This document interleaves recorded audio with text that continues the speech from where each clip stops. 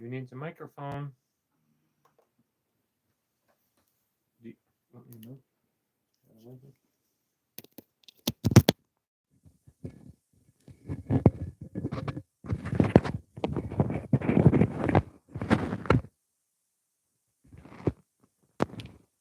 Okay.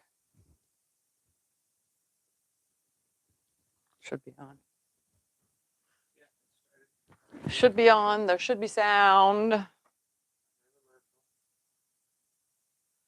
Hello, everybody. Welcome. I am Tiffany. Welcome to my quilting life. Alrighty.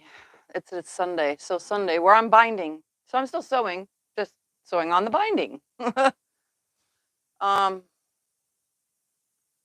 this to work. Hopefully my mic sounds good.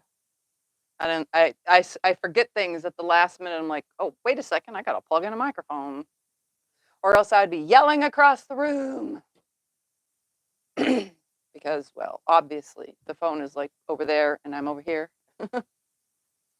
All right, let's see who's all here. Got Nancy, Kay, Sandra, Joanna, Karen, Polly, Joyce, Shirley, Melina, Teresa, Mary, Ruby, Brenda, Karen, June, Heather, Dawn, two dawns in a row. Kathy, Patricia, Kim, Stacy, Diane, and so many more. Hello, everybody. So today I need to bind. So last week I did that little Santa hat project. I really wanted to have that quilted by today to give it away to one of you so you get it before Christmas. It's just barely got on the long arm and I won't be able to quilt it till tomorrow morning because I have this. This quilt sat on the long arm for 1, 2, 3, 4, like 6 days, 7 days, huh?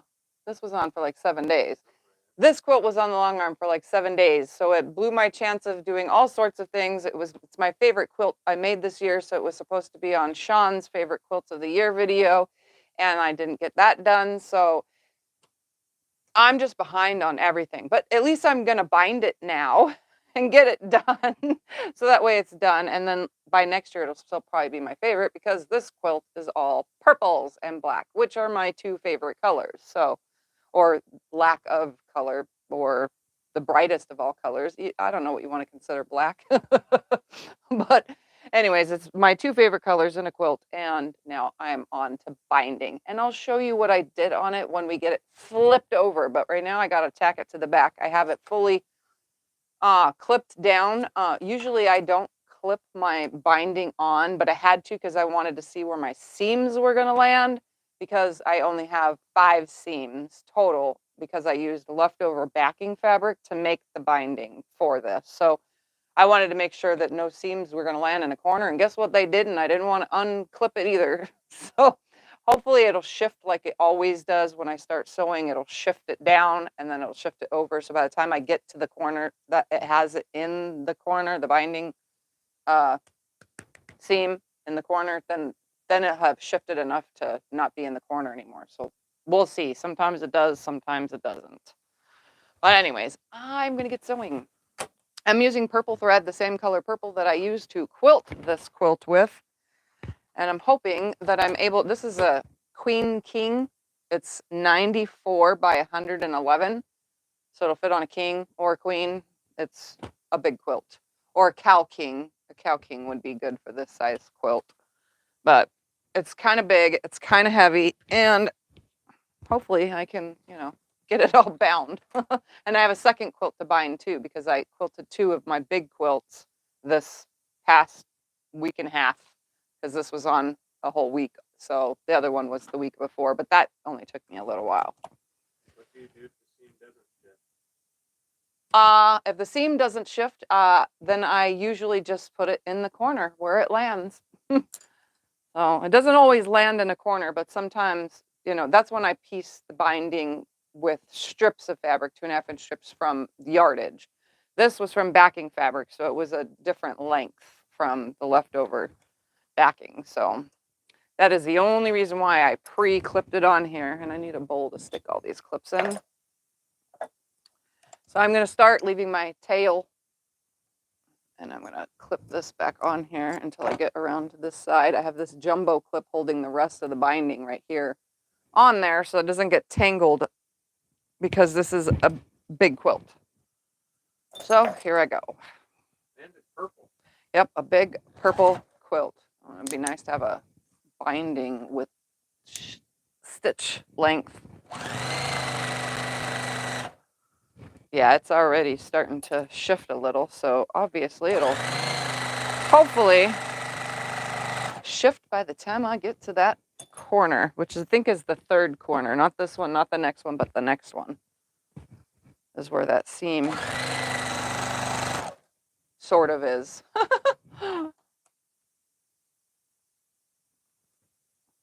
This is very hard to keep these bigger ones, so if you don't have the arm strength, you shouldn't make big quilts because you really need to work out your muscles to do these big quilts, and you need a nice big side surface to hold the quilt because they're kind of awkward to machine bind when they're so big.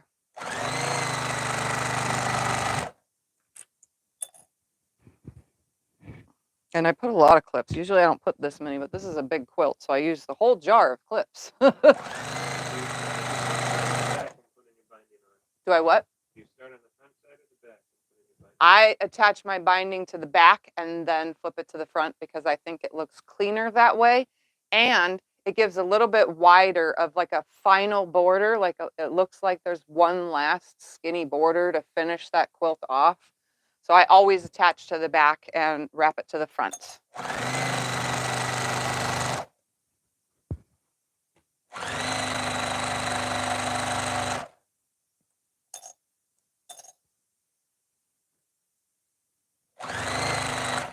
And I attempt to keep it straight, but that's really hard to do. I use a 2.5 when attaching my binding. It does not need to be a 2 or a 1.8 or anything. It doesn't need to be a small stitch when attaching binding because it's getting double stitched. You're literally doing a 2.5 stitch all the way around, and then you're flipping again, doing another stitch to seal it off. So you really don't need. I switch it to a 3mm stitch length when top stitching the front side on because it looks 10 stitches per inch, which matches what I quilt with.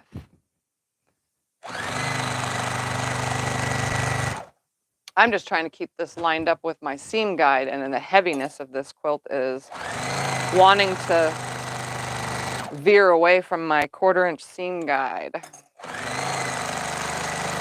And if you're wondering what quilt this is the Diamond Detour quilt, which I did on, was this Breakfast at Tiffany's I did Diamond Detour? I think I did, huh? Yeah. So if you want to see those videos, those are the Breakfast at Tiffany videos.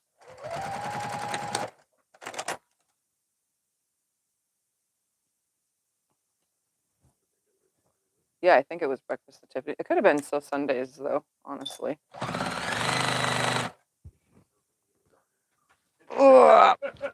Yep. The only thing that happened with this quilt while quilting that I'm unsatisfied with, and I'm going to tell you this in advance, is I wasn't paying attention on the long arm. My whole entire quilt top shifted. So I loaded it sideways, not up and down. So I loaded it the length with the length of my long arm, and instead of up and down, because I wanted to be able to do the diamonds across instead of up and down, because the throat space of the diamonds wouldn't have worked, you know, as I was advancing. So I wanted to do them sideways. And in that, because I custom quilted this whole quilt, I have the most, I hate when this happens, but this has happened twice now. This is the second time it's happened. I have a fold on the back, and it pleated the back of my quilt. So I'm kind of upset that it did that. And it's only on one side, and it's only from about here to the top on that side. And then the whole back shifted because I did not piece it very squarely, like, because it was kind of big. It was a 108, you know, that I split to put black in to make it longer. I didn't piece that very straight, so the whole thing on the back goes like this. little bit sideways, but that's okay. You know why? Because it's the back. Who cares? What size is your binder? My binding is 2.5 inches.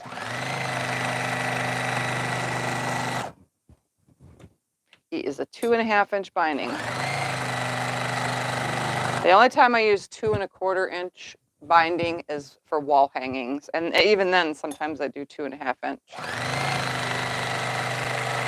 But all of my open gate projects are all done with a 2.25 inch, because that's what, you know, comes with those, with the open gate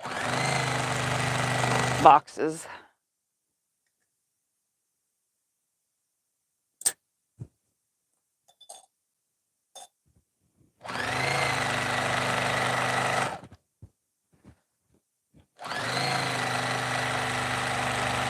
Trying to keep this nice and lined up. I couldn't imagine trying to hand stitch this to the front though, you know, the binding. This is such a big quilt. This one is Diamond Detour. There's actually a nice, you could show them the tag because it's probably enough for you to reach over to the thing now, to the camera. Maybe there's enough for you to reach over to the camera. It's the Diamond Detour quilt. You'll see it when I flip it around. And you'll be like, oh, I remember that quilt.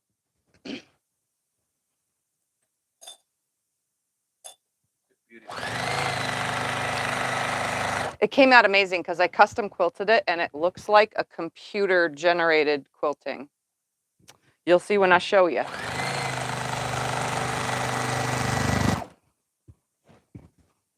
I love when a plan works out when I'm quilting.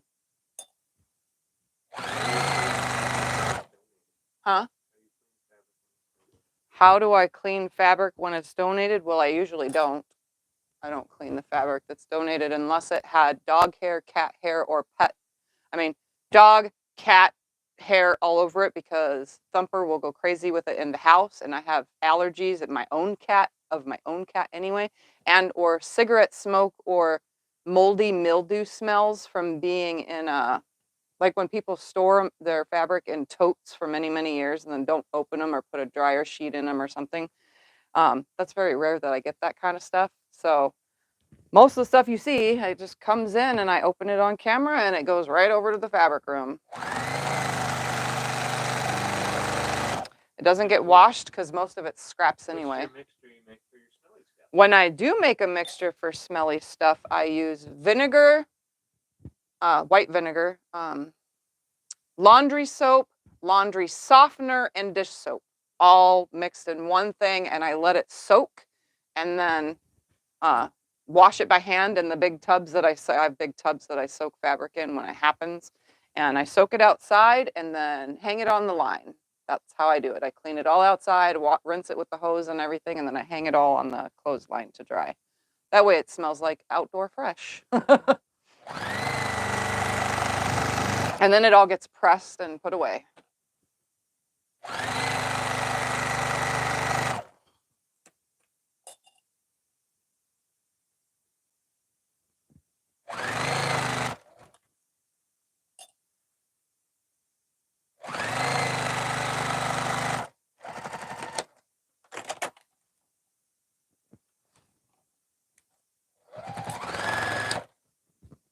All right, find this end.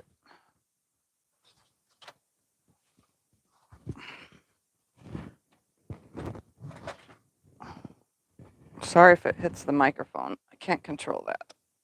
I have it on the outside of my clothes, on the wire on the outside of my clothes today. So if it gets caught on a binding clip, that's not my fault.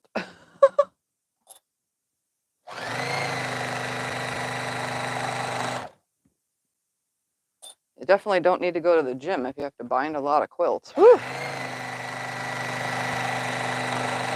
This is one heck of a workout. You know what else is a workout? If you guys watched my open gate video the other day, I did straight lines on it using a ruler to gauge where the next line is, and I was using that as a guide. I'm telling you, I realized that I really 100% absolutely do not. The only thing of quilting I do not like is sit down free motion quilting. That is just something I do not like. I don't like ruler quilting sit down. I don't like anything sit down. Because when I was done, Scott was like, "What's wrong?" I was like, "Oh, my arms hurt. I'm tired." And it was just a small wall hanging. I'm definitely over the sit down free motion quilting. That is not my forte anymore.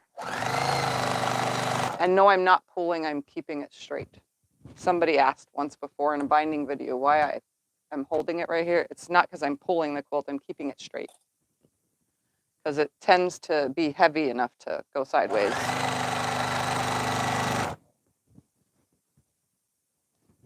I can only quilt a little bit at a time. I mean, sew a little bit at a time.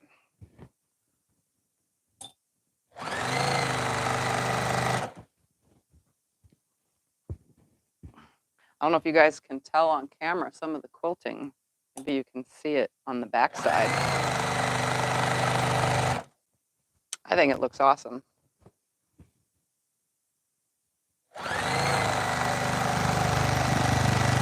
I'm very proud of myself for finishing more quilts. But that still leaves me with 35 unfinished quilt tops hanging in the closet.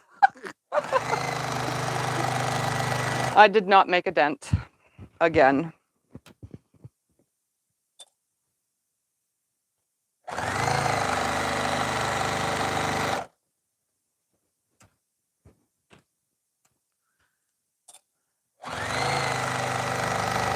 What has everybody been up to this week?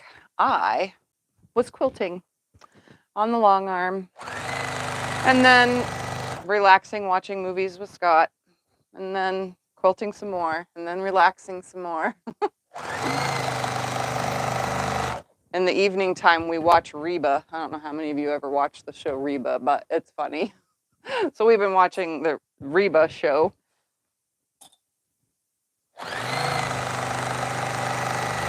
Because Barbara Jean makes us laugh. She's a hoot. All of her funny face. She makes some, let me tell you, those faces that Barbara Jean makes on that show, let me tell you, you need something to laugh about. It's Barbara Jean and her funny faces.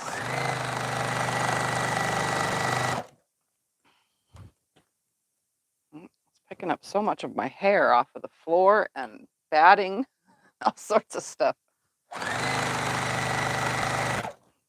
Okay, this is the corner that has a seam, and guess what? The seam is still in the corner. Nothing changed. I need to adjust this a little bit, though. There we go. I do not make memory pillows. The only memory pillow I made was for my grandma to go with her. An angel's hug. If you watch that video, an angel's hug. That's what I made for my grandma, and she got the only memory pillow I've ever made. The seam is literally landing so funky.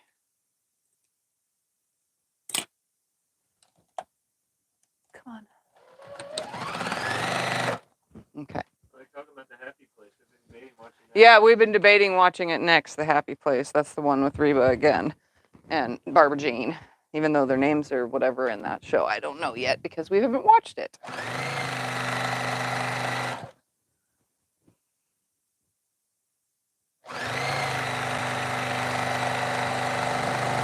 And then I, on my own, am watching Lost. Everyone always said, Lost is an amazing show. You need to watch it. You're still finishing Grey's Anatomy. And I'm still working on Grey's Anatomy, finishing it, you know, the newest season. But I gave up on Grey's Anatomy, but you're still watching it. I realized I can't watch Lost at night before going to bed because the other day Scott had to come shush me. I talk in my sleep. I talk, I yell, I scream, I flare my arms, so on and so forth. Anyways, he had to come because I was yelling help because I was being attacked by a polar bear. Yeah, in my sleep, you know. So he comes in and shushes me. He doesn't really quite wake me. He just helps me go back to sleep calmly. And yeah, so I was being attacked by a polar bear, so I don't think I should be watching Lost before going to sleep.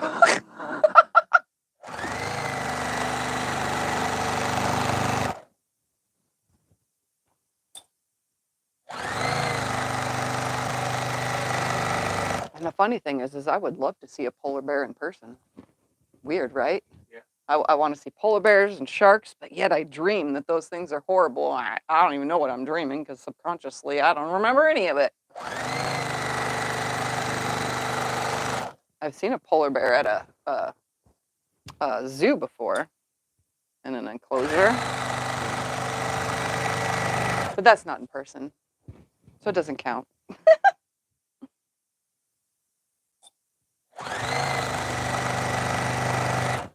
What side am I on? 3? Yeah, probably. Usually king size quilts take me a little bit over an hour to bind. And that's only because I clipped this one, so that was a little bit extra time I added.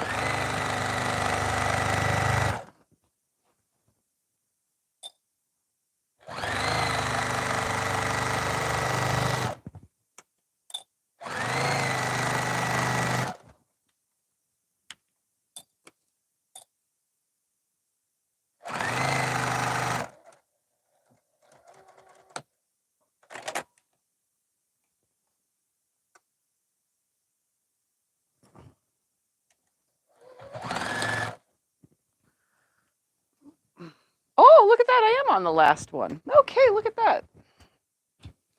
Didn't even think I was that close.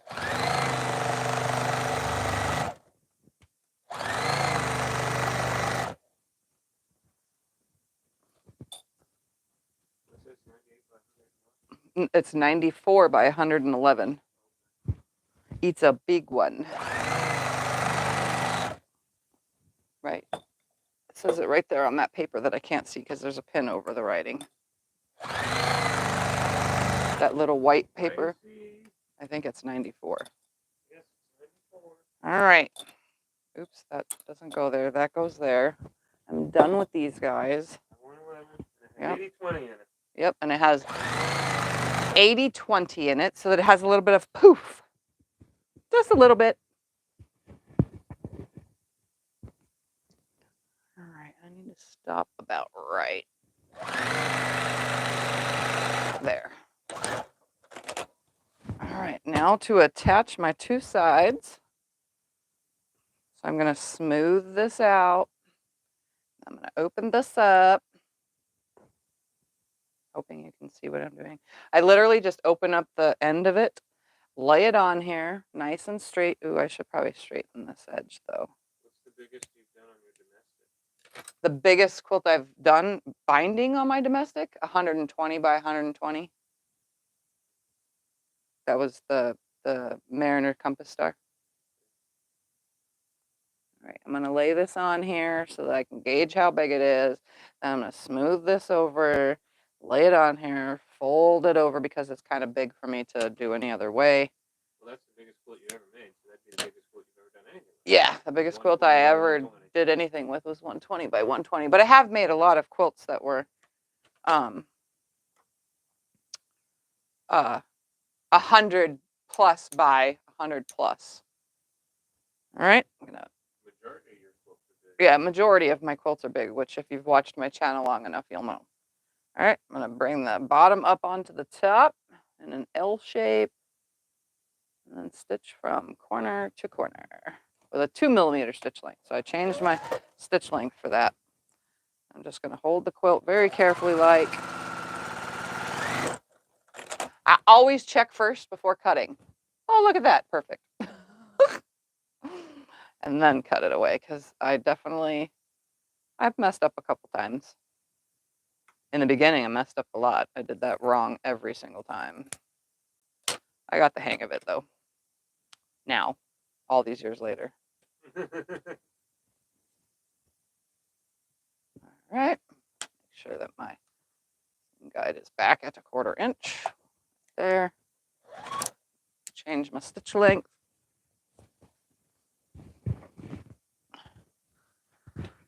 And continue on until where I started. Snip off these really long starting threads. The black thread you're using? I'm not using black thread, I'm using purple. The black is just sitting up there waiting for the next quilt. To know what black? Oh, it's Signature. Right now I'm using Glide. Purple's Glide? Huh? The purple's Glide? Yeah, the purple that I'm using for this quilt is Glide. Then I'm going to switch to Signature when I do the other quilt. Yeah. And I get the Glide at my local shop and Signature at Superior Threads. All right. Let's flip this around so that you guys can see. Now, do you remember what quilt this is?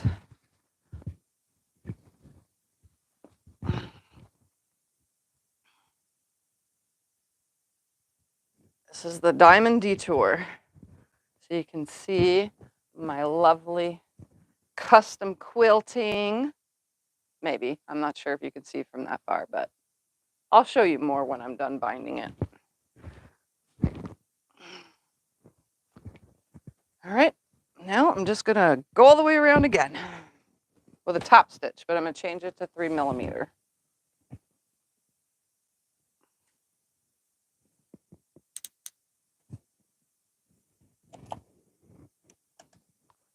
And I stitch 1/8 of an inch away from the edge. Okay, we need it up on the table a little more.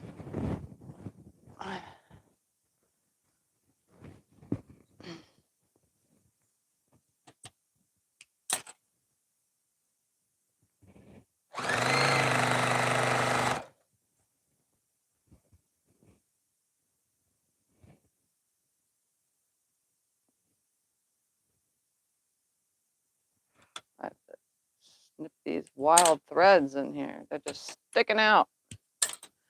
Basting stitches. They pop when they get off, or if I clip them accidentally when I'm doing the trimming of the quilt.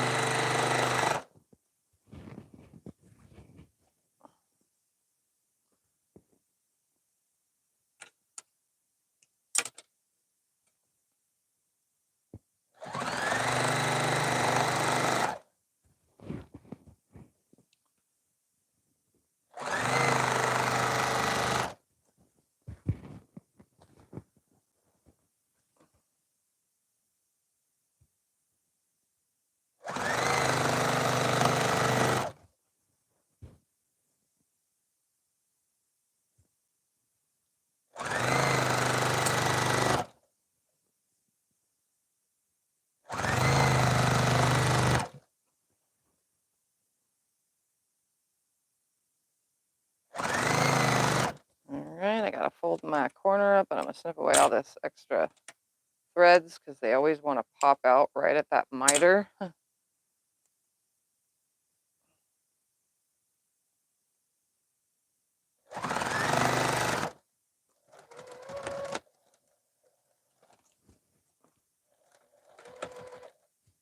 right, grab another side, bring it to my lap. When you add two colors to the backing, the black, are they the same width? What do you mean same width? Yeah, the top and bottom of this quilt, the black, are the same. They're, I think they were 12 inches.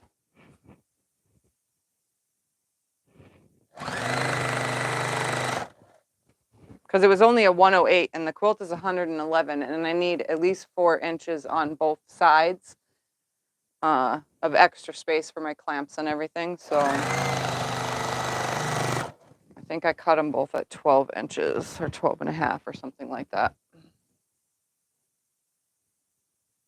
How long did it take the heck of you guys doing the binding?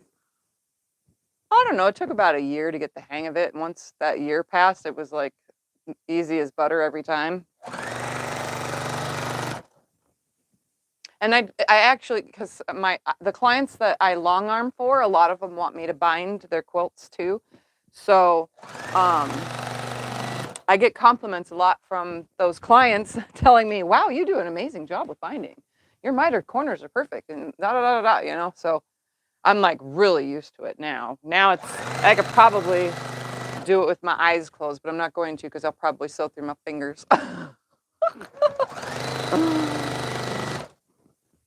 Yeah, it's like second nature now. That's probably why I do it so quick.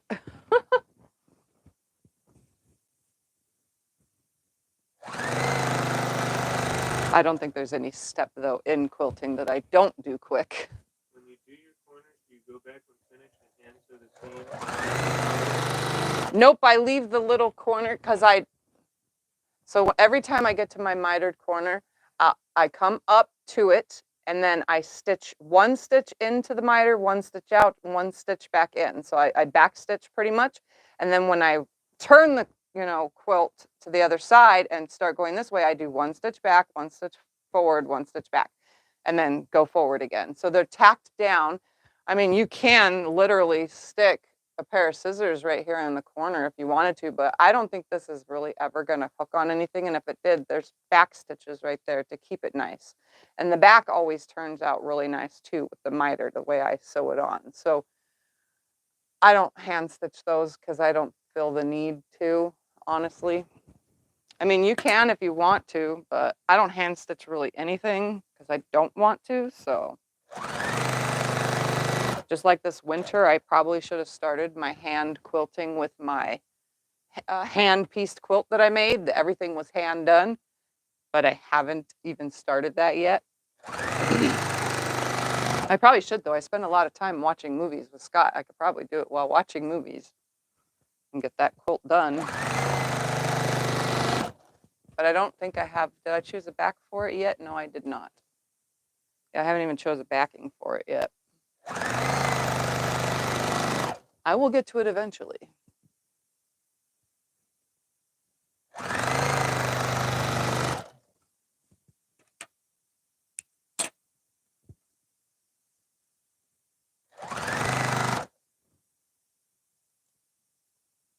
Okay, this is the corner that I have the seam in, so I have to be very careful how I push it out.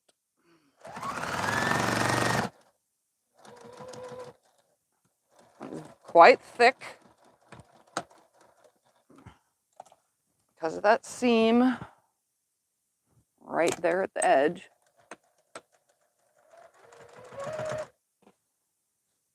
I'll look at it in a second. I need to get a little bit further.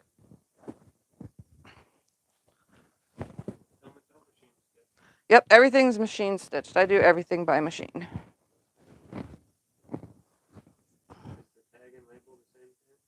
The tag is a corner tag, and yes, it's a tag or a label, whatever you want to call it.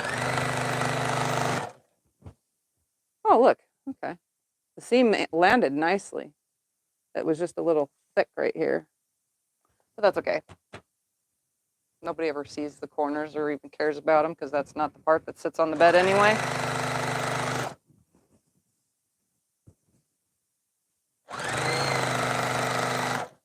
What quilt did you do that was similar to Civil War?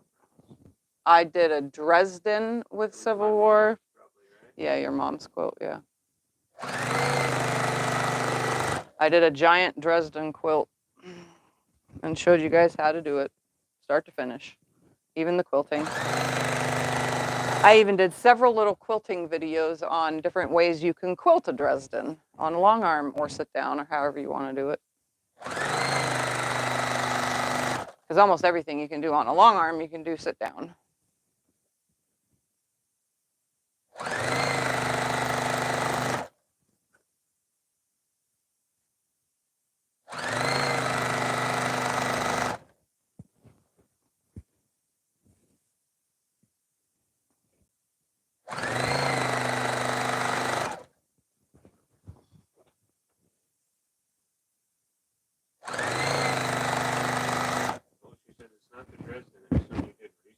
Something I did recent with Civil War fabrics. I don't remember you doing anything recent with Civil War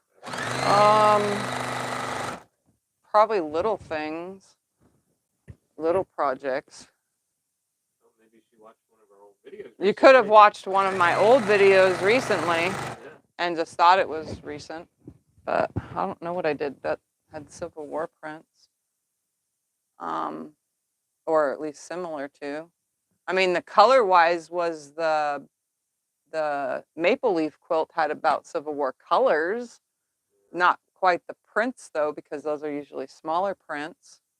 What else did I do? It was a large star quilt. I didn't do a large star quilt. Large star quilt. I don't know which one I did. The one that you used the fat quarters as the backing or whatever? Oh, the fat quarters as the backing? Probably. Those were like Civil War colors. What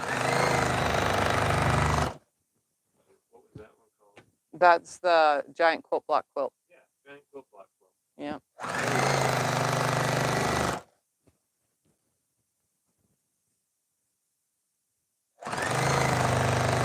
Doesn't somebody own that one out there in the YouTube world? The giant quilt block quilt? Or was that the one that didn't sell? Maybe that's the one that didn't sell. I'm not sure if that was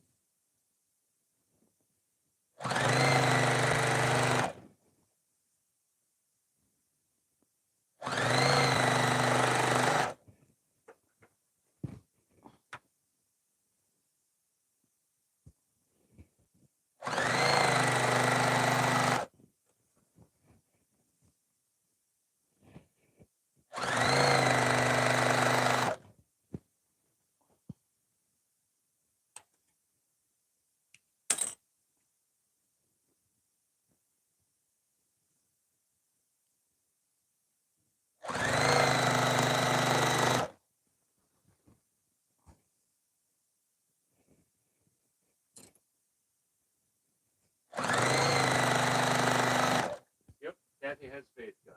Yeah. She owns it. Yep. I knew somebody got that one.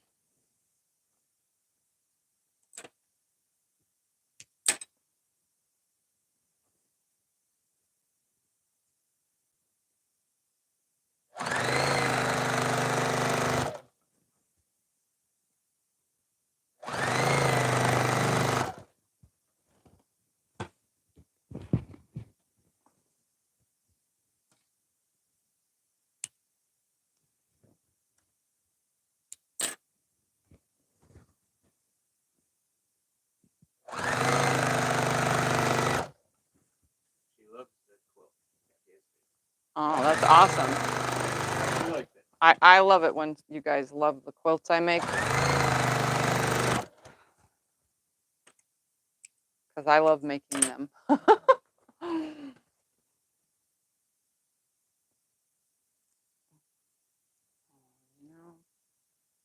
think I stitched that one stitch too far.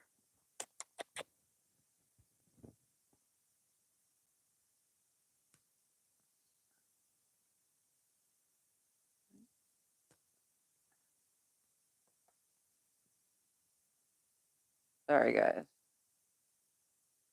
I didn't land within my 1/4 inch because with the longer seam guide, I can't tilt it to the side because it gets stuck.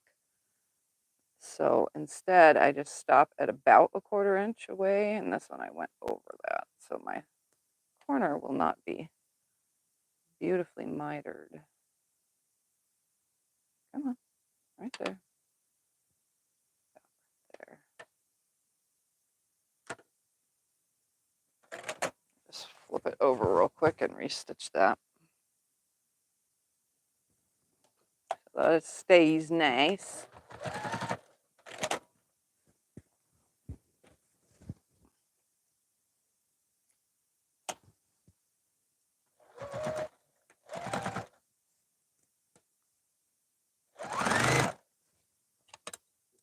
hand quilt, is there templates that you can trace onto your quilt to follow? Yep, they make templates that you can trace to follow for hand quilting. They also make it's this chalk thing called a pounce pad, and then they make these template things that go on. You lay it on your quilt, and you take this chalk thing. It looks like a chalkboard eraser. It's big like that, but you put the chalk powder in the top of it, and then all you do is swipe it on top of the quilt and on top of the template that's on top of the quilt, and then it'll put in all the lines that you're going to hand quilt on.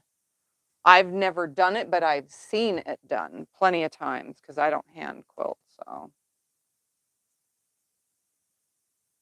You done a tutorial on piecing batting for a large quilt? piecing batting for a large quilt, I've franken pieced lots of batting, but on large quilts I don't. I only do it on small quilts. Well, she's only buying batting that's only 92 inches wide. So what That's how much? 92 inches.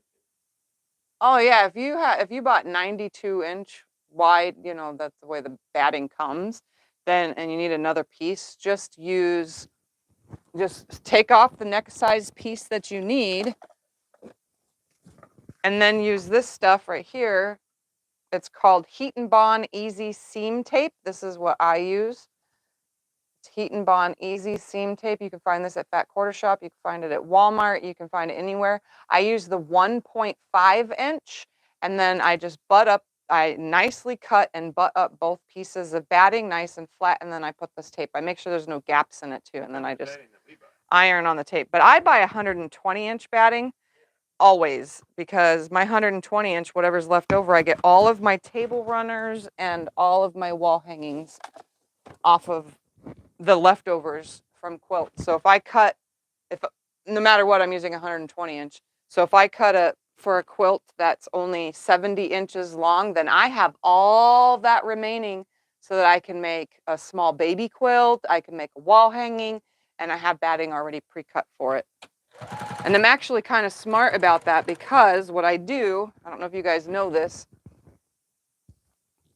all my batting cutoffs, this one is 52 by 79. I put a little tag on it so that I know how much I have left. This one is 52 by 68, so there's another lap quilt right here, and I stack them up over here on the side, the big ones, and then the smaller ones, if I need it to just be like 10 inches more, I'll cut a nice straight edge and put another one of these on it that's about the same width or length. And I have a whole stack of them that I keep over next to the quilts that need to be quilted. Like I have one here that's 46 by 78. So there's 2 wall hangings, you know, on that one, maybe even 3. Yeah, I don't zigzag anymore because the bigger it is, the harder it is to keep it from bowing.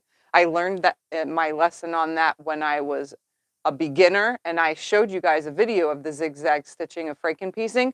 But the bigger you're trying to make it, the more chances you have of scrunching it up in certain areas, and then it doesn't lay flat under your quilt.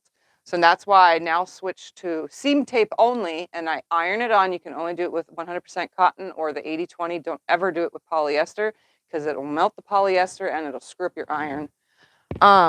But yeah, I don't ever do that anymore. So I just use the seam tape. And I buy a giant roll of it, and it lasts me forever. I don't always have to frankenbat, you know, my pieces. But yeah, I don't do the stitching anymore, because I realized since I long arm quilt, there's too much buckling under the quilt. Yeah. Oh, whatever. I said it backwards. Sorry. You guys know sometimes I talk funny, okay? I say things backwards, or, you know.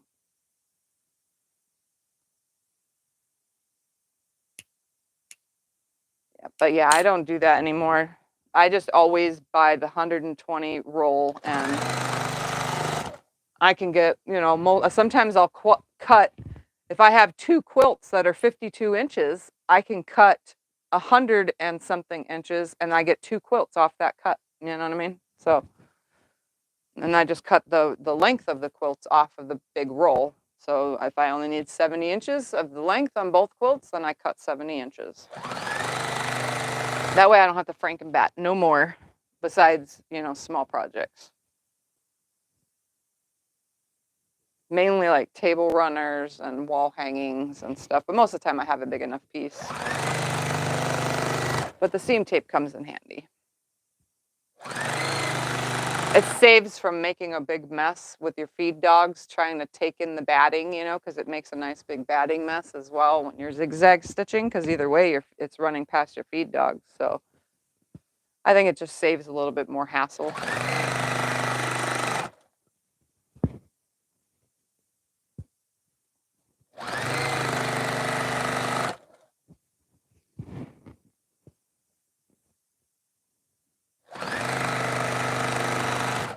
Okay, I'm almost done with this one, and it hasn't even been an hour, huh?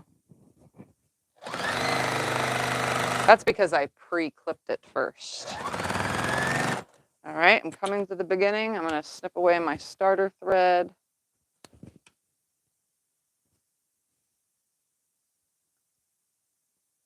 Come up to it very slowly.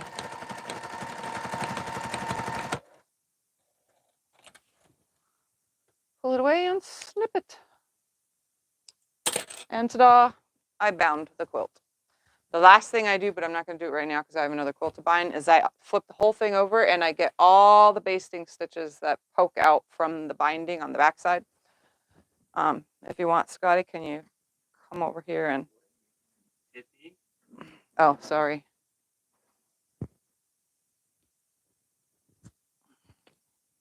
I'll open some of it up on the desk so I can show you guys the quilting.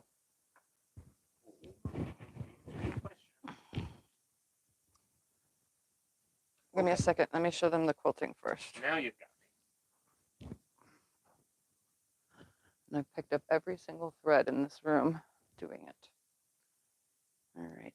I'm just going to pull you guys out of the mount for a second so that you could see.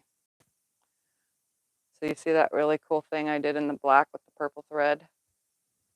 So it's like a swirly gig thing. Every single area of black has that. So it looks like a computer did it. And then in all of these sections, it all has this swirly thing. And then I stitched around the black.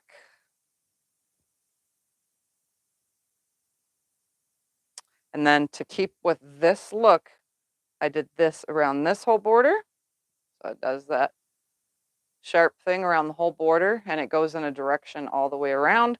And then this last border, I just meandered in it because I didn't really want to, there's nothing really to do there, you know, because again, you can't really see it. It matches. All right. My binding is 2.5 inches, yes. The border on this quilt, the first border was a 2.5 inch, which would be this right here. And then the second border, I did a 5 inch. That way it didn't get too big. I don't even remember the original size of this patterns quilt. I don't even know where it is on here. Somewhere up here, diamond detour, diamond detour. Right now I'm using Glide, but I'm switching now to Superior. Diamond Detour. The original size of this quilt was 84 by 99 because I made, this is the pattern that I made for the quilt that you currently see. And yes, I do write that I made a video on it so that I don't do it again. At least a video. But yeah, this was supposed to be 84 by 99 and I made it 94 by 111. By adding borders.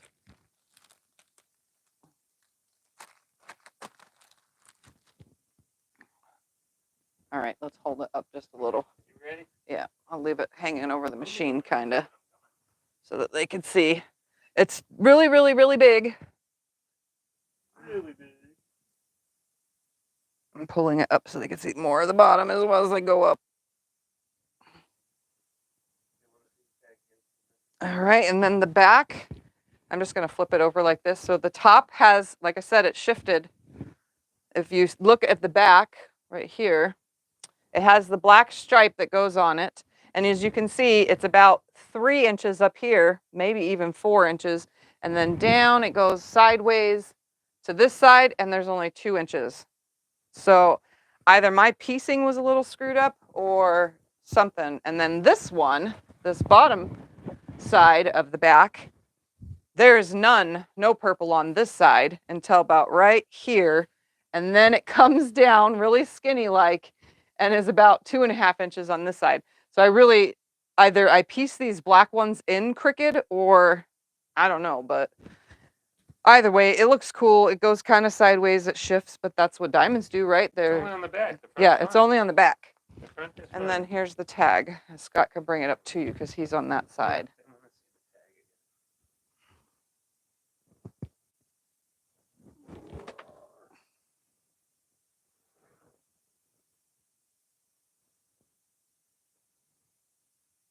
So that's the tag. And it's done in variegated thread because I thought, why not? This whole thing is purple, so why not purple variegated thread? Of course. All right, I'm gonna put this right over here and switch to this one. 2 seconds. I was gonna do all that for you. All right, now to bind another quilt.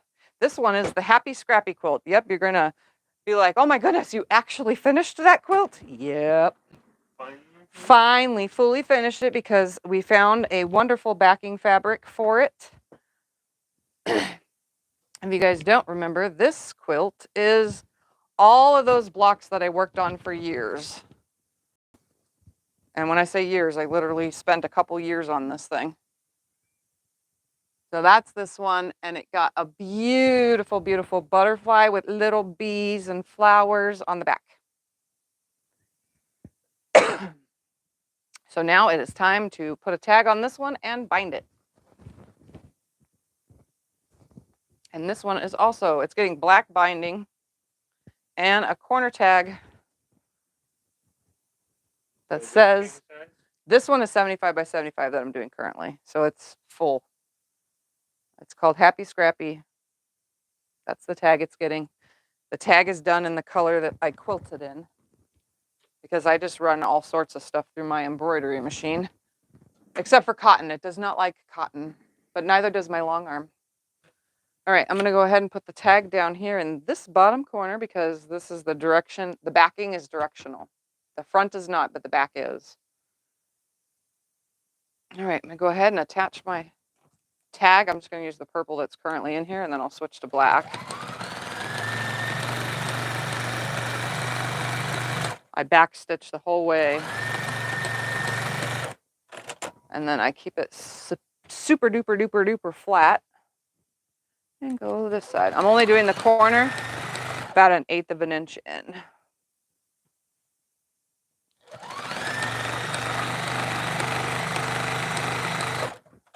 And this tag went a little crooked. There we go. Okay. Tag is attached. Now to switch to black thread. The purple quilt is a king. It fit better on a California king than a regular king, but it still would work, and it would fit on a queen too. All right, I'm going to tie my thread off and pull it through because I tend to do that now all the time with this machine because I do it with every machine. I gotta change out to black bobbin too real quick because I did have purple in.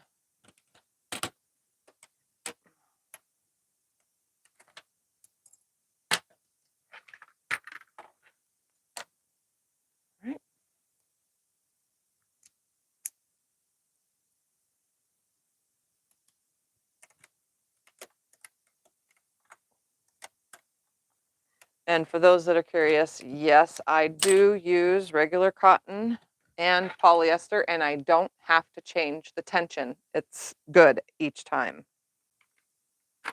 So I don't have to worry about that. It stays nice. All right.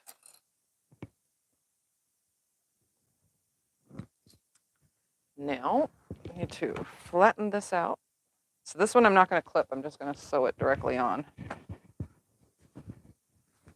So we're just going to, wherever a seam lands is where it's going to land. But I usually do this first. I find my first seam, which is right here, and I make sure that it's not in the corner.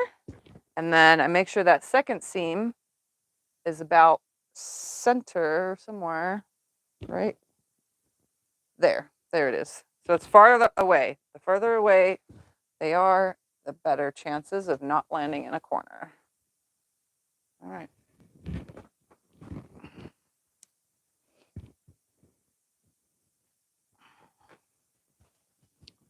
Come up here, come up here. Put my guide back up here. Make sure that it's at 1/4 of an inch, which I have not been judging very well lately on my own. So I actually have to use the seam guide. All right, here we go. Let's change that back to 2.5 and stitch it on. I do need to pick all this up. I like to have the binding on the floor on the right side of me. And I also like to have the whole quilt top up on the table for pulling purposes. That way it doesn't yank.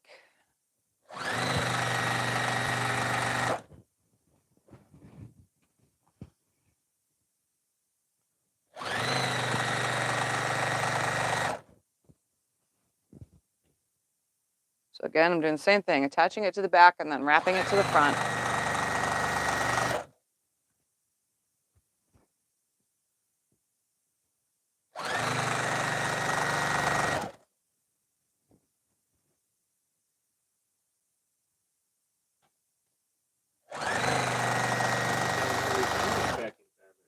Oh, we got this back. You're not going to believe this. Somebody said, oh, I went and got Walmart, and the Walmart fabric was like $1 a yard in the Facebook group, right?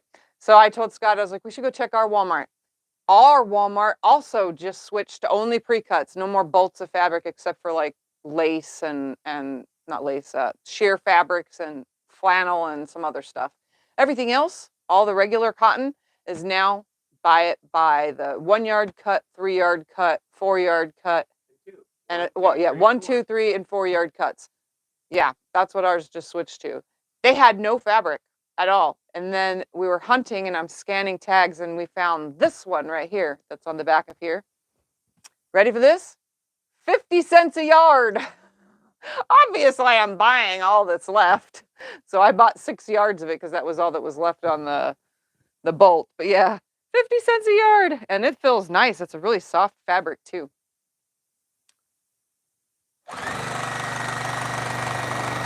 But now, no more buying fabric at Walmart.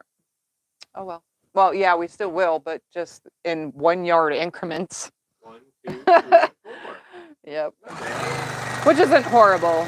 You always get more than a yard. But I usually only use solids from Walmart. I don't really use colors from Walmart unless it was on sale and they were having a nice sale. Well, now there's no more sales unless it's, you know, flannel, which I don't really use much flannel.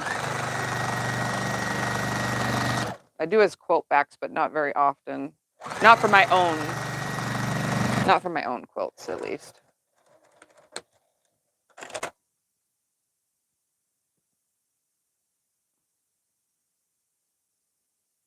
Or at least my own and for sale. I do get a lot of clients who have flannel and fleece and you name it.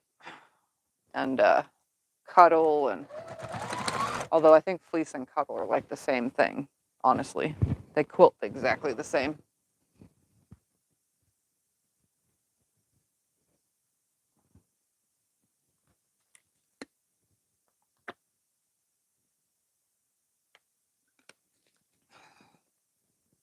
But actually, you know, it's actually kind of a good idea because then it stops you from buying like random amounts of yardage. So when you want to make a quilt that only takes one, you know, like a 3 yard quilt, you just go to Walmart and choose 3 different ones that are 1 yard cuts and you can make yourself a 3 yard quilt just like that, you know? One lady at her Walmart did it. She bought a whole bolt for 12 cents. Really? A whole bolt for 12 cents? Yeah, I got another bolt of fabric too. It's just going to be used as backing as well. I got all 8 yards for 50 cents a yard. We only found 2 fabrics. Everything else was gone. It was kind of sad. If I would have went earlier, then I probably would have found fabric, but I didn't think anything of it when the person posted that their Walmart, you know. Hey, we went there today and we saw that. We were still too late. Yeah, but we were still too late. Our Walmart must have redid the fabric department like a week or so earlier, and it was all purchased.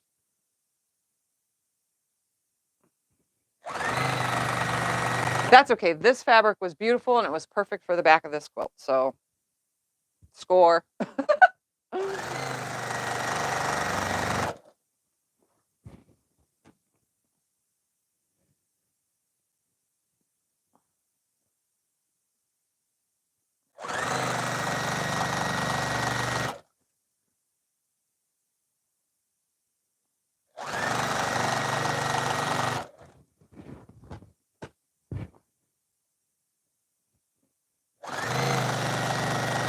Oh, come on.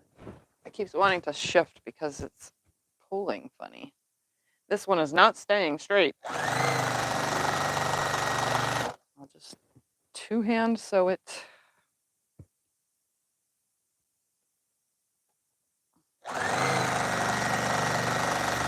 Holding it straight as it comes out.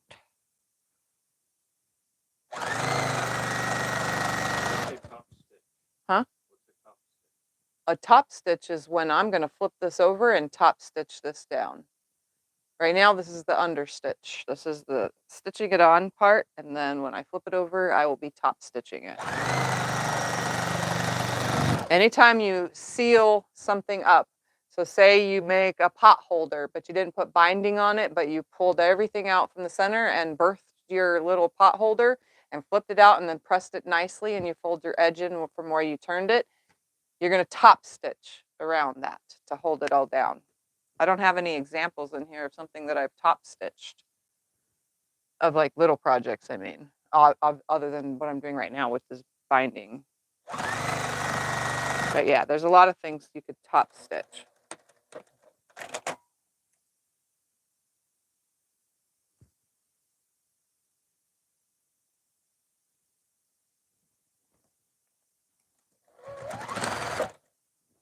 Technically, when you're quilting, you're top stitching too, because you're putting all the layers together and you're stitching on the top. Technically, you want to get all technical. But yeah, when I make bags, I top stitch. When I make pot holders and stuff, I top stitch. Trivets, top stitch.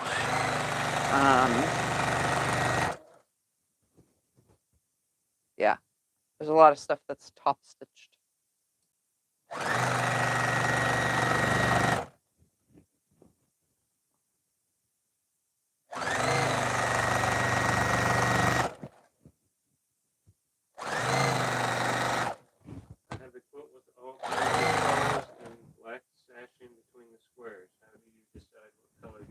I have a quilt with all colors and black sashing. Well, guess what I had here?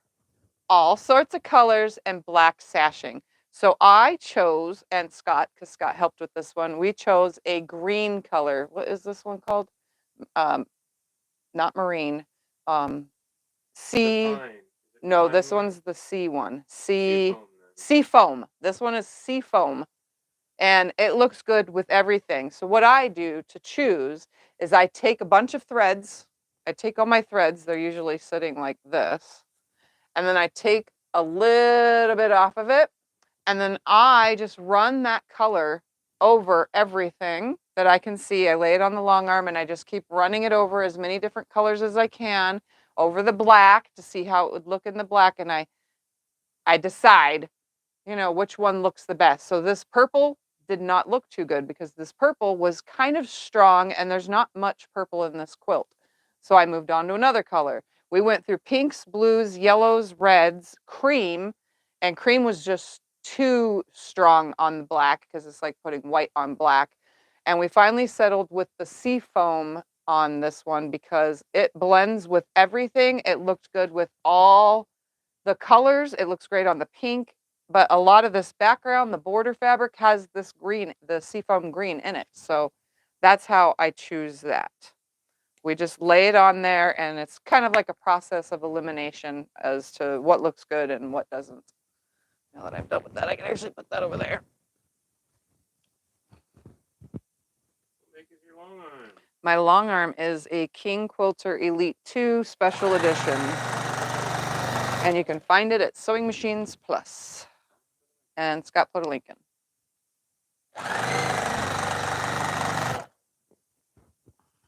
I think personally, because I own the machine and have for many, many years now, we're on year 7 of owning it. I think of all the machines I've tried all sorts of machines. I think mine glides the smoothest over, when you're moving it around. I think the King Quilter moves the easiest on the frame more than any other machine. So, because I've tried every single machine that they sell on the market because I go to a lot of quilt shows.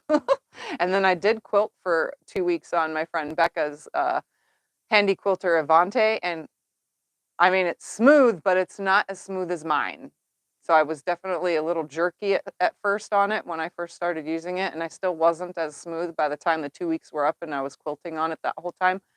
I still think my machine is smoother. Okay. They're nice machines, but It's an opinion. it's my opinion. You put billions now, billions of Yeah, stitches on your machine. I have billions of stitches, yes, These on my other machines machine. you use for what? A minute? Yeah. To 10 minutes? To Yeah. Becca's maybe an hour or two? Yeah. You haven't put even hundreds of them. Yeah. Since I've stitched billions of stitches, my personal opinion on my machine, I love it. The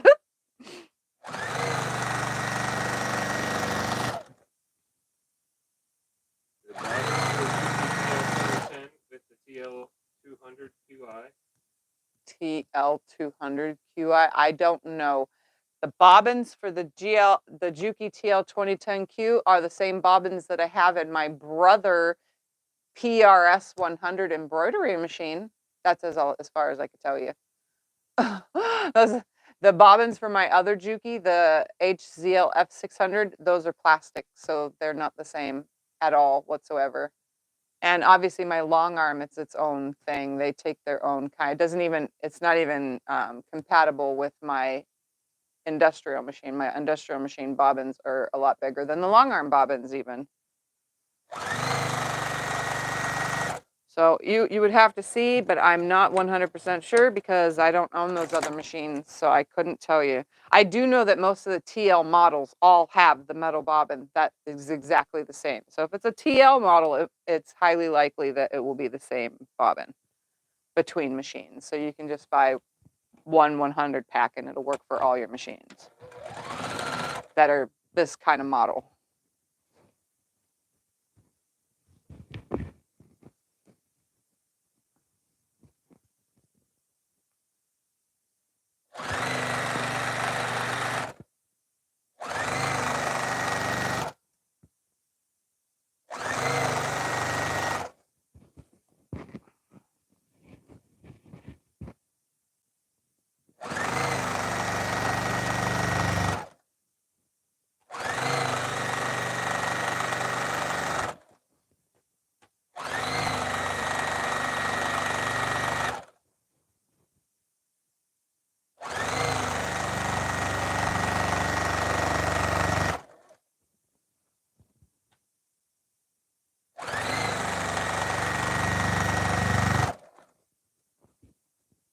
Yeah, since I had so many bobbins for this machine and my brother embroidery machine didn't come with very many, it only came with like 5, and I need a lot of bobbins, to constantly change colors and so on and so forth, that I stole a ton of the bobbins from this machine because they're the exact same and just took them over to the other room.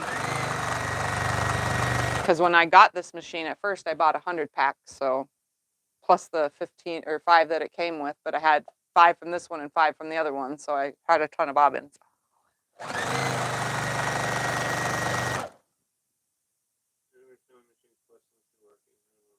None of them? Interesting. Maybe they're off right now. It must be. Sorry, guys. If my links aren't working, that means that the affiliate itself thing is offline. Yeah, I'll take it and go daddy. Every single one of them. Juki 2, SewingMachinesPlus. Interesting. Well, Yeah. I guess I'm gonna have to go figure that one out, guys. Well, I checked before we went on. It didn't say that. Check them again now. I'm looking right now. Yep, they're offline then. If it's coming up with this, it's an offline thing. It's taking me to GoDaddy. Yep, that's what it just did. It took me to GoDaddy. Yeah, I know. I just showed you where it takes you. It's saying go to the affiliate. That's what I'm doing. Yeah. See what they say. This website will tell us. Sure. It should. I checked them earlier today. What did it say?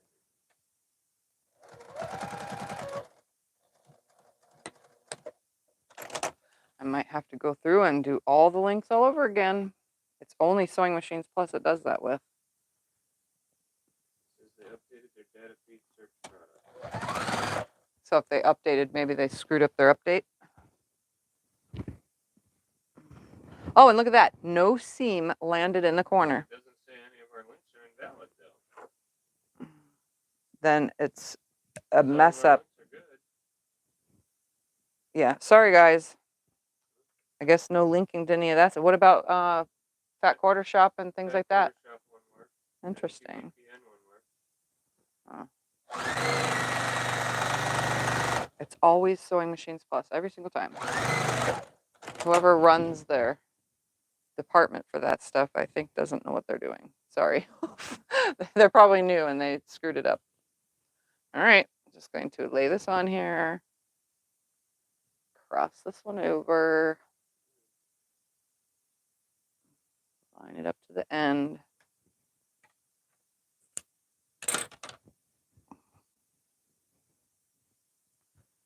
QBPN works, Connecting Threads works, and Fat Quarter Shop works. Just Sound Machines Plus. Oh, well, it's not like anybody was probably going to buy a machine or anything at the moment. Yeah. But you can't even look up what they are, so well, that kind of sucks. I talk about machines and you can't find out even what I'm talking about.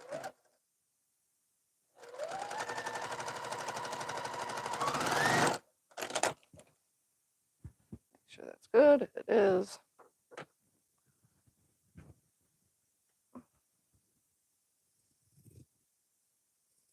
Trim away my 1/4 inch seam. Press my seam.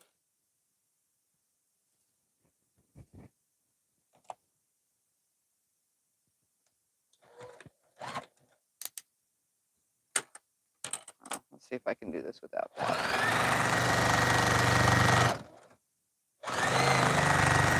Oh, I'm so hard to sew without a seam guide. Huh? Yes, the 2.5 inches my binding. Like I said earlier, if you missed it, all big quilts, every single big quilt, I only use 2.5 inch binding. I don't use any smaller, and there's no need for anything bigger, but sometimes a bigger binding, like a 3-inch binding, actually looks good. So it just depends on what you're looking for, especially if you have a really wide, say you ended with an 8-inch border because you needed something to make your quilt a lot bigger and you did an 8-inch border. I could see doing a 3-inch binding to kind of veer away from the fact that that border's a lot big. Just remember though, if you're stitching it down by machine, you are going to have a stitch that goes on the back side pretty far in, because if you stitch at the edge or stitch in the ditch from the back side, you're not going to catch the full front. You have to be able to catch that edge if you're doing a 3-inch binding, because it's going to stick over about, instead of it being right here, it's going to come over to about right here. So it's going to be like an inch in, you know? So just make sure you're aware of that. But yeah, the only thing I put 2.25 inch binding in is wall hangings, table runners, little projects, because they're little, so they don't need a big binding. But big things, big quilts, they all get 2.5 inch. I don't bother with anything else.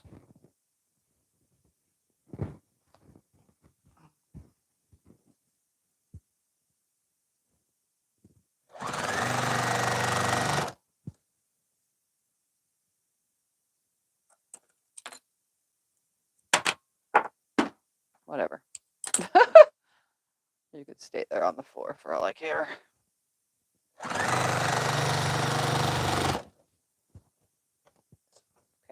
making sure I still have bobbin thread.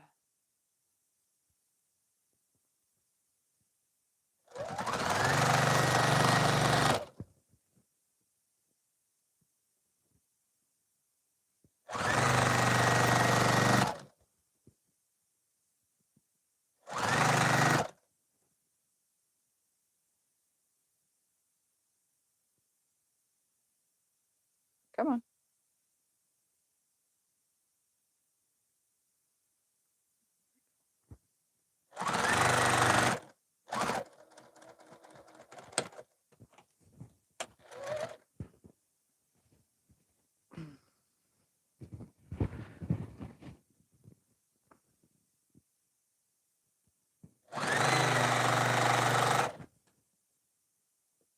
What color of thread would you use to quilt a dark rainbow quilt? A dark rainbow quilt? I would say a variegated rainbow thread, honestly. But if you don't have that, what is your background color? If you have, say, a white as the background, then quilt it with white, because white goes with everything, but so does black. So now you can see why I like 2.5-inch binding, and I like to wrap it to the front. Do you see how that frames it? It stops the black, and you see that last final border so much because there's black on both sides of it, finishing it off. It's like, pop, hey, look at me, you know? I love it. I love the way it looks when you finish with binding wrapped to the front. It's like that last and final thing that every quilt needs. When you were beginning, did you press your binding over the sewing? Did I press it? I've never pressed my binding. I never press it to the other side with the iron. I never do that. That's a waste of time to me. Sorry to my friends that do that and all of you that do it, but I don't see the need to. But I do know a couple friends that glue it around, and a couple YouTubers that glue it to the side that they're putting on. And then press it with an iron so it's nice and crisp, but I don't do that. Where do you buy bobbins and packs of 100? Bobbins in packs of 100. Usually, like my long arm comes from Cutie Sewing Supplies. We get them on eBay. Cutie Sewing Supplies is an eBay thing. For this machine, we got the 100 pack from, I'm not Cutie, Q-Tex. Sorry, Q-Tex Sewing Supplies. This one, I think we got all the bobbins for the Jukies on eBay also from Q-Tex. Honestly, I don't have a case for them anymore, so I wouldn't know. I did buy an 8-pack once from Handy Quilter for my long arm, but that was in the beginning before I knew I could buy a 100-pack. It was kind of expensive for the smaller ones. Oh, come on, stay in there. Sorry, it's my little light cover fell out. Oh, whatever. Can you adjust your tension on the Juki, pressure foot up or down? When I adjust the tension on the Juki, it doesn't matter if the foot is up or down. I just adjust it. Sometimes I'm adjusting it while I'm sewing. So if I really looked on the back and said, oh, that doesn't look good, I can turn the dial while I'm sewing to get it right. And then I just keep looking until it's right. But I never do it on my current project. I have little flannel pieces that I cut and I sew with those. And I always double layer it. I never do a single layer because when you're sewing, you're actually not sewing single layers, you're sewing double. So if you want to check your tension properly, you need 2 layers of fabric, sometimes even 3.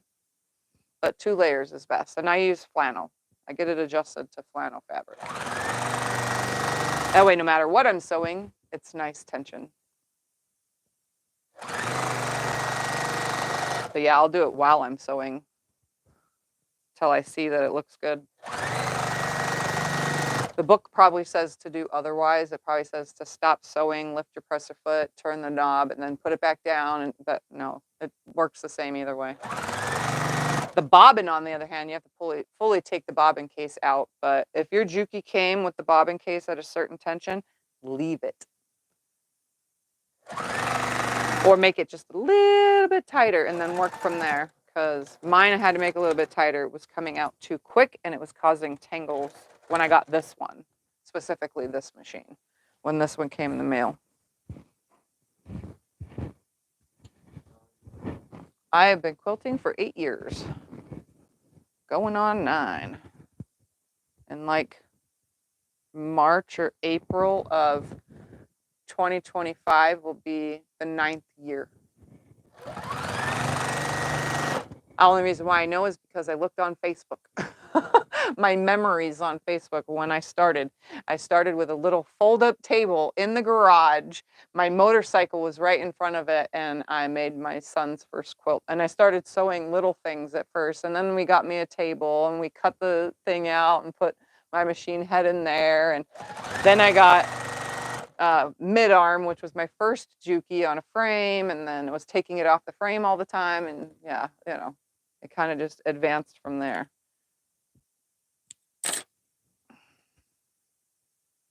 But yeah, we looked over our receipts, you know, because taxes is coming soon, and we always have the receipts from everything because we're a self-owned business. And yeah, my long arm we got 7 years ago. So that just says I've been long arm quilting fully with the big long arm for 7 years. And I was doing the Juki on a frame for a year before that. So fully almost 8 years, or almost 9 years.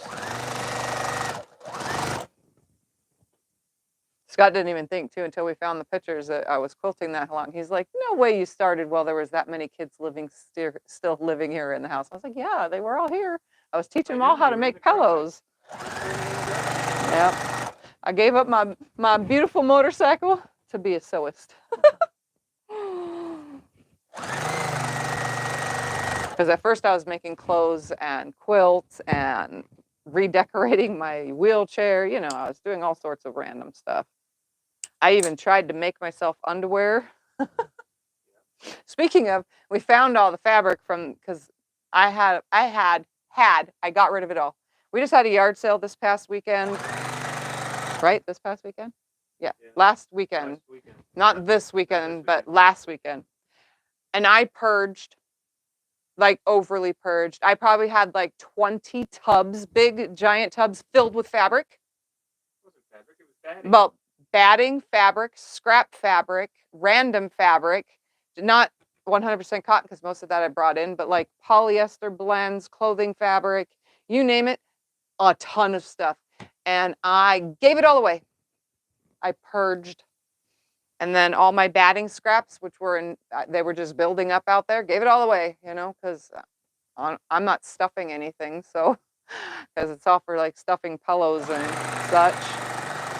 But yeah, I gave it all away. And so many people. Wasn't 100% cotton. Well, I did give away one full tub of 100% cotton fabric. Just that one tub. Yeah. And it was all just little scraps. So like little stuff that could make these things size scraps, stuff for small stuff. But I just have too much, so I donated it all to the community. And let me tell you, a lot of these ladies were super thankful. Like, oh my goodness, I can't find this kind of stuff anywhere. Wow, thank you. You know, they were very, very happy. One lady left her number. So yeah. One lady left a number. She's like, if you have more scraps, please call me. She was so excited. It's like, yeah. I have lots of scraps that I don't end up, you know, chopping down for making stuff like this, or into my pre-cuts, which are over in those tubs on the wall. So my local community was happy. And I'm glad too, because I really don't make clothes or anything. So I didn't need all that extra fabric for, you know, making dresses and rompers. So it's all gone. So now we actually have a garage that'll fit 2 cars with ease inside of it. No more extra tubs of stuff that I'll probably never get to. The fabric that I use is all in the house. If you get eyelashes on hemming jeans, you turn the dial left or right? Eyelashes on hemming jeans? Do you turn the dial? Are your eyelashes on top or bottom? Doesn't matter what you're hemming or fixing. If your eyelashes are on top, then your bobbin tension is bad. If your eyelashes are on bottom, it's the top tension, and you turn it right to bring it back up. You turn it left to bring it back down. So when you're sitting at your machine, turn the knob to the right to bring the tension back up from the bottom. And if you're sitting at your machine, Turning it left brings it back down to the bobbin. But if it's too much eyelashes on the top, that's definitely the bobbin thread. The tension in your bobbin is 100% probably too loose and it's just pulling it up like crazy. So you need to tighten that, which is really, it's a fine tuning kind of thing with bobbins, especially the kind that I have. If you're on a machine that has the dial, just use your little dial. That usually adjusts both, fixes both. Because it's really hard to adjust the tension on a drop down bobbin. I've done Quilt As You Go, and guess what was in all the stuff I gave away? All my Quilt As You Go projects, because I don't do it anymore. There was a lot of started projects in there, and I gave it all away. I felt good doing it too, you know? It was a great purge. I only kept 2 little Quilt As You Go things that I made. And that was it, just little projects. But it was all out there in boxes and not being used. So. But yeah, I don't do Quilt As You Go. So if you want Quilt As You Go videos, there are a lot of other YouTubers out there that would be happy to have you subscribe to the channel and watch how to do it. I only do Quilt As You Go table runners and stuff like that, but I don't actually do full blocks and then quilt them and then attach them, and I don't do all that. I have a long arm, and there's no sense in wasting that $10,000 machine. So I use it as often as I possibly can.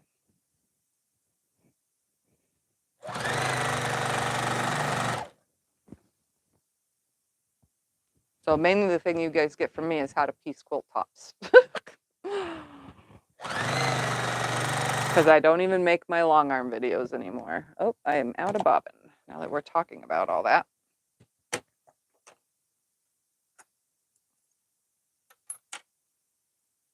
a good thing I had some half pre-rolled bobbins of this black.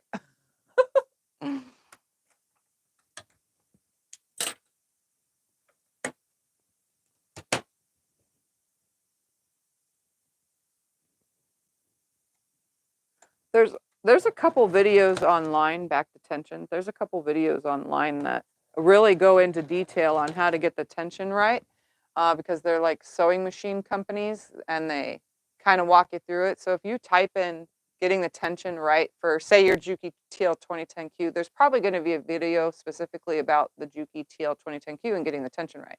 There's probably going to be one about a brother, whatever. There's probably going to be one on how to get it right on your sergers. You know, just type it in and there should be a video on YouTube, because the source of the world's learning is on YouTube. So I'm pretty sure it's there. You just have to search it. And it could be a channel that only had one video and it was how to do the tension, you know?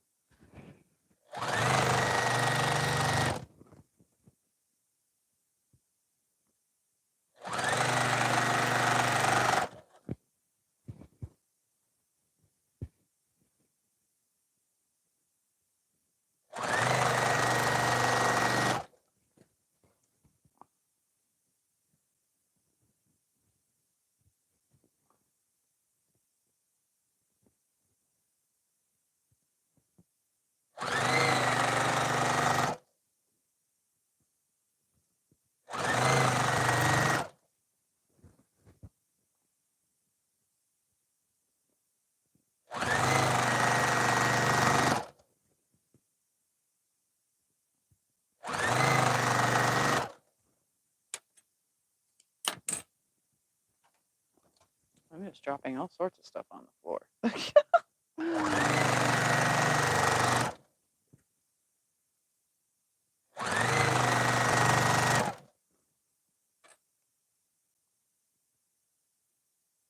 Not yesterday, the day before, I was in here doing some sewing.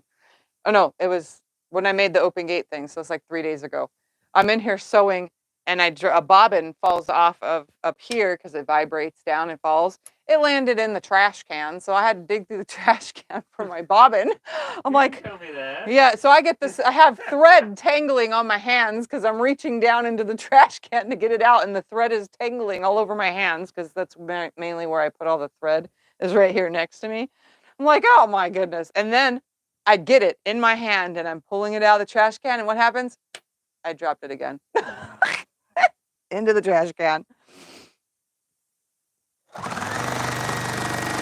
Happens all the time. I thought it was funny though, because I dropped it.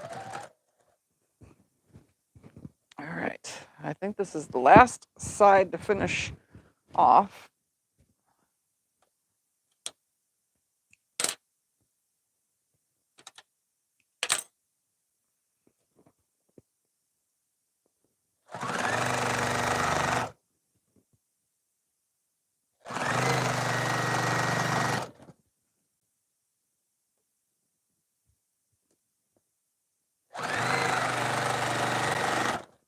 I sure do love how this quilt came out. I only quilted it with a meander all over because I really didn't want to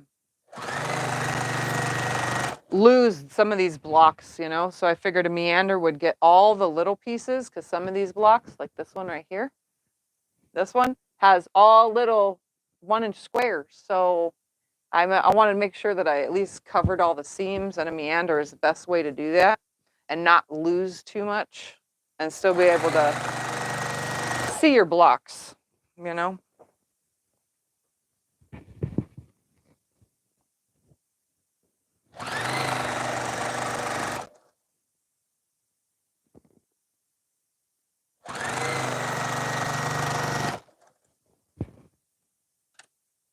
Coming up to the start.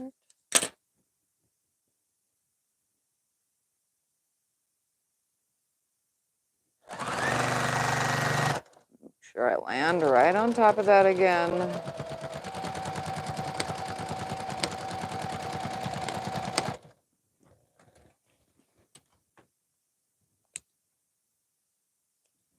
All right, look at that. In an hour and a half, I was able to do binding on 2 quilts. Well, obviously I had the binding pre-made, but still, I was able to do that. Yep, I'm gonna hold this one up now. All right, so this one's finished quilt, the Scrappy Happy. Yep. Oops. Everything's falling. This thing just came off of me. All right. So this one is this. I love it. I'm so glad it's finally finished. All these years later of piecing all those blocks. My goodness. And then just that meander just finishes it. I should have named it Arizona though, because I did put in the center of this quilt is the Arizona block, you know?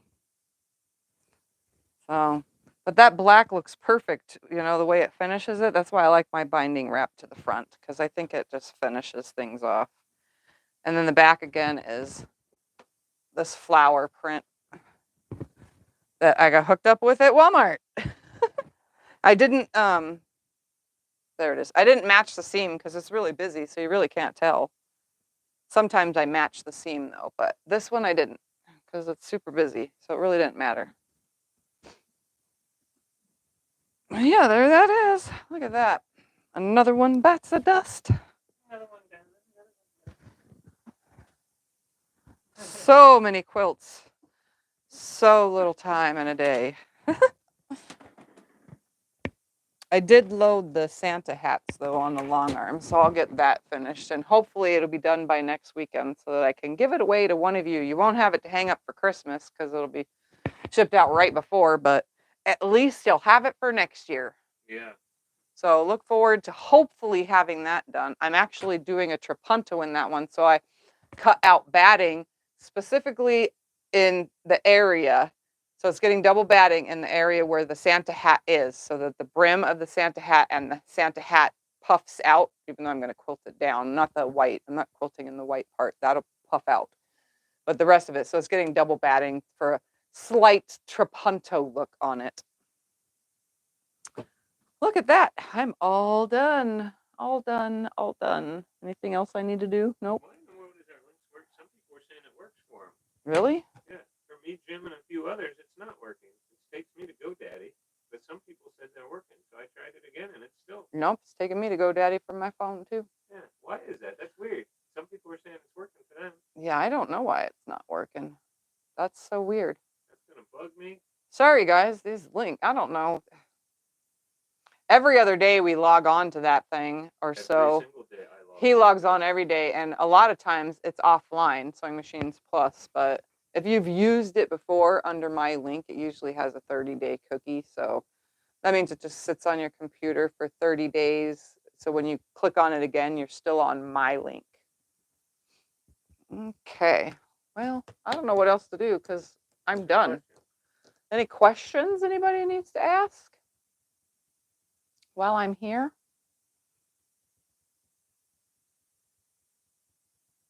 Since I'm done early. Oh, and if you're curious about Thumper, he's out sleeping.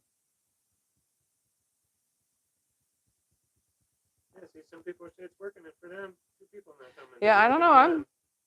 I guess whatever. That's weird. That is very weird. For us, but it works for others. That's gonna bug me. Yeah, we'll figure it out later. Have I quilted my dream quilt? No. And a lot of people ask about my dream quilt. It needs a backing fabric. Where is it? Is it this one? It's this one. So it's hanging in the closet, right side out, or wrong side out, because I don't want the dust on the outside of the quilt. So it'll be dusty on the inside. But if you guys haven't seen, I'm going to kind of hold up a corner of it just so that you guys can see this thing. It's just been waiting. I need a backing fabric for it because it's 108 by 108. So it means I have to add to a wide back. Let's see. Is this corner available? Try to keep my quilts. I put that final border on, which you guys never got to. No, you did get to see. I held it out. So it's a giant star quilt, but it's made with scraps, and the corners have these cool rounded sections in it. Can you see those? I'm not sure the camera is seeing what I'm holding it out. So it goes around with more scraps that I made my own template with. And then the parts where it comes in as 2 diamonds has a straight across it. So there's 2 of those per row. And then it corners out again. It's got a lot of empty space right here for me to add my own flair to. But yeah, it makes this really cool design. So it's like an illusion when you look at it on the floor. And then it's a giant quilt star in the center. I'll just pull the whole thing open. So here's the giant star in the center that's also surrounded by the circle thing. So it creates this illusion when you look at it. But I had a dream and I had to put this thing together. And it's all scraps, strings. What's the book that you had in all these came from? The book that I used for most of the things is the new Quick and Easy Block Tool. The book that I used for making the Happy Scrappy Quilt is this right here. Fat Quarter Shop? Yeah, Fat Quarter Shop and QBPN had it. Ah, QBPN. Yeah, that's what it's called. Yep. My dream quilt is kind of somewhat in a video, but I did finish a lot of it off camera. But yeah, I just need to quilt her. She's an enormous one. And it's supposed to be a show quilt too, so this is going to probably spend a while on the long arm because I want to show quilt it for a show. I wanted to have it done this year before QuiltCon, but so that I can enter it, but I didn't get that done.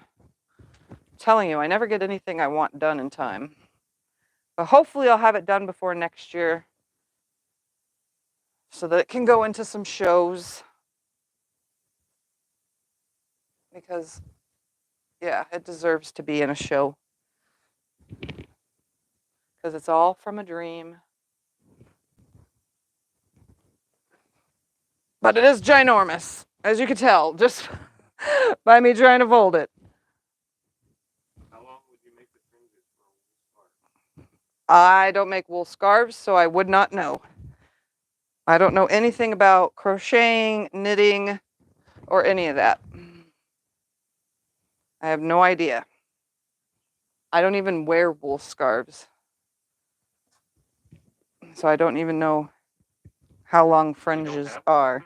Yeah, I don't even own one. So that would be a question for somebody out there who crochets and knits and stuff like that. But that was my dream quilt, sort of.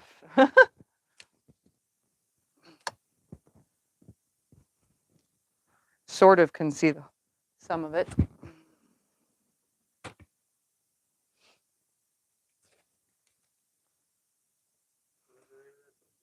The book is called The New Quick and Easy Block Tool.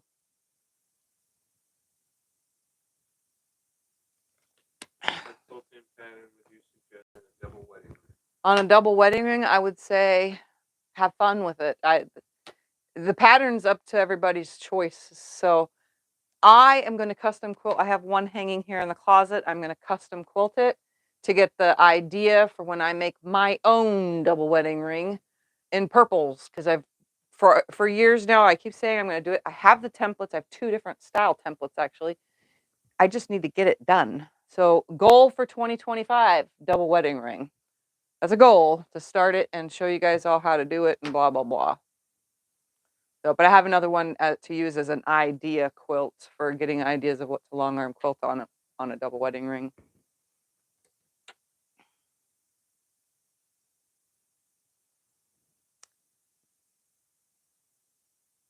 But most designs for long arm quilting or any kind of quilting, that would be on the person. Some people like heavy quilting, some people like light quilting. I personally like heavy quilting, but I do a lot of light quilting on lots of stuff because that's what people desire. When a client sends me a quilt to long arm, I ask them if they want it light, medium, or heavy. Most of them say just do what I want. They don't really care, but you know, some people think that heavy quilting is stiff, but none of my quilts that have been heavily quilted, and some of you own them out there, they're not really stiff. Only like 2 or 3 quilts I've ever done came out stiff, and that's because of the batting choice that I used. So, which has 100% polyester, and it kind of makes it stiff, even though it gives you that poof that you look for. And that was a thick loft polyester. Okay, is that it? No more questions anymore? Well, a few minutes early then. Yep, that means I'm done a little bit early and we could finish our movie, Scott. Woo! We started The Rock with Sean Connery and Nicolas Cage, and we're watching that.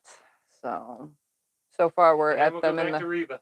And then we'll go back to Reba yet when it's done. But they're in the sewer systems right now of the starts with an A, Alcatraz. So we're gonna see what happens. Although we've seen the movie 500 bazillion times, but you know it's a good movie. All right, guys. I am not doing anything on New Year's. Does New Year's fall on Sunday? I don't know. He's gonna look real quick on his phone when New Year's falls. Because Christmas falls on a Wednesday, right? New Year's is Wednesday also. Yeah, New Year's is on a Wednesday. So I most likely won't be on. If I do pop on, it'll be a surprise. But you will see me a few days before Christmas because be on the Thursday after New Year's. Yeah. Wednesday, you'll be on that Thursday. Yeah, I'll be on Breakfast at Tiffany's on the 2nd, right? Yeah, it's the 2nd. So you'll see me the day after New Year's. But no, I'm not starting anything mystery quilting, and I don't even know what I'm starting for Breakfast at Tiffany's this week coming up. Yeah, tell them, Yeah. mail opening on Tuesday, Breakfast at Tiffany's on Wednesday. Yeah, there'll be a mail opening Tuesday and a Breakfast at Tiffany's on Thursday. So you guys will see me a few times this week, but for Christmas week, probably not. Just the Sunday before, because we have family and friends and stuff coming. So, all right, guys. As Eric visiting, he can't make it. But if he can, he'll try. But he can't make it. He has to work. He has to work. Day. Which shucks. You know, get it? It shucks. He cannot come to Christmas. But that's okay. Anyways, thank you guys all for hanging out. I'm going to get going. I'm finally finished with 2 more quilts, but I added a few more cents. So, you know, it's a never-ending cycle. Anyways, I'll see you guys all Tuesday morning for some mail opening and Thursday for Breakfast at Tiffany's. Bye, everybody. Bye.